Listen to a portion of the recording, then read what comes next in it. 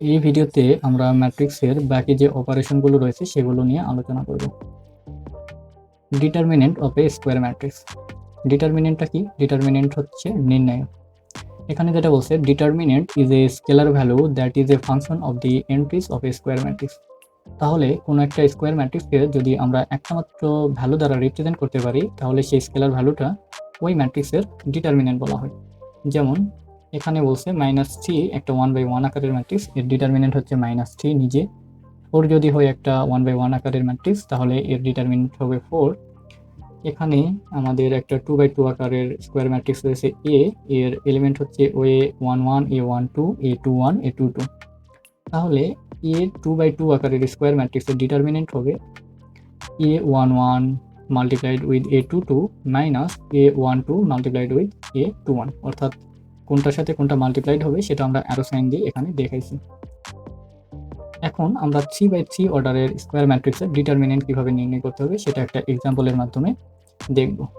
Find determinant of this 3/3 order matrix with elements আর 2 1 1 0 5 -2 1 -3 4। আমি rho wise করলাম। তাহলে এই ম্যাট্রিক্সের ডিটারমিনেন্ট নির্ণয়ের জন্য আমরা যে কাজ করতে পারি সেটা হচ্ছে, প্রথম রো বরাবর আমরা ডিটারমিনেন্ট নির্ণয় করতে পারি।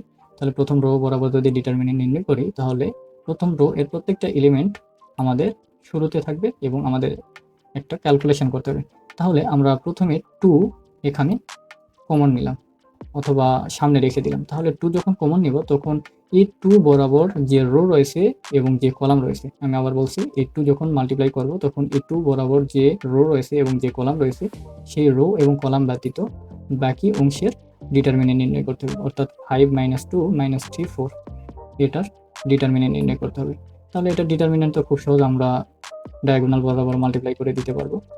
নেক্সট আমাদের মাইনাস সাইন হবে, এখানে আমাদের নিয়ম হচ্ছে প্লাস মাইনাস প্লাস, এভাবে আমাদের নির্ণয় করতে হবে। তাহলে সেকেন্ড যেটা রয়েছে সেখানে আমাদের মাইনাস হবে, তাহলে মাইনাস এটার ক্ষেত্রে -1 হবে।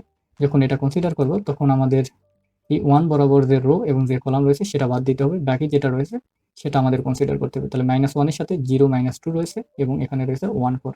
তাহলে এটা বসাই দিয়ে আমাদের এটা ডিটারমিনেন্ট নির্ণয় করতে হবে, সাথে 1 মাল্টিপ্লাই করতে হবে। নেক্সট যেটা রয়েছে 1, এই 1 যখন কনসিডার করব, তখন এই 1 বরাবর আমাদের যে রো রয়েছে এবং যে কলাম রয়েছে সেটা আমাদের বাদ দিতে হবে, বাকি অংশটা আমাদের কনসিডার করতে হবে এবং এতটুকুর ডিটারমিনেন্ট নির্ণয় করতে হবে। 0 5 1 -3, অর্থাৎ 0 5 1 -3 এটা রয়েছে এবং সাথে এই 1টা মাল্টিপ্লাই হয়েছে। তাহলে আমরা যদি ডিটারমিনেন্ট নির্ণয় করি এটার, তাহলে 4 5 20 মাইনাস মাইনাসে মাইনাসে প্লাস এবং সূত্রের মাইনাসে আবার মাইনাস হবে, 3 2 6। তাহলে 2 × 20 - 6 মাইনাস, এখানে যেহেতু 1 রয়েছে সেহেতু 1 লিখলে হবে, না লিখলে হবে, এখানে লিখি নেই। এক্ষেত্রে আমাদের ডিটারমিনেন্ট হবে 0 মাইনাসে মাইনাসে +2 0 + 2 এবং এক্ষেত্রে হবে 0 - 5। অর্থাৎ টোটাল আমরা যদি ক্যালকুলেশন করি, তাহলে এই 3/3 আকারের ম্যাট্রিক্সের ডিটারমিনেন্ট হবে 21। এভাবে আমরা কোনো একটা ম্যাট্রিক্সের ডিটারমিনেন্ট নির্ণয় করতে পারি। এবার আমরা দেখব সিঙ্গুলার এবং নন সিঙ্গুলার ম্যাট্রিক্স কি। If determinant of a square matrix is 0, then it is singular and non singular otherwise. যদি কোনো একটা স্কোয়ার ম্যাট্রিক্সের ডিটারমিনেন্ট এর মান 0 হয়, তাহলে সেই ম্যাট্রিক্সকে সিঙ্গুলার ম্যাট্রিক্স বলা হয়। আর যদি নন জিরো হয় কোনো একটা ম্যাট্রিক্সের ডিটারমিনেন্টের মান, তবে সেই ম্যাট্রিক্সকে নন সিঙ্গুলার ম্যাট্রিক্স বলা হয়। এখানে একটা এক্সাম্পল দেওয়া হয়েছে, let A is a square matrix. A কে একটা স্কোয়ার ম্যাট্রিক্স হিসেবে ধরা নেওয়া হয়েছে। যদি ডেট এ এর মান 0 হয়, তাহলে এ ইজ সিঙ্গুলার।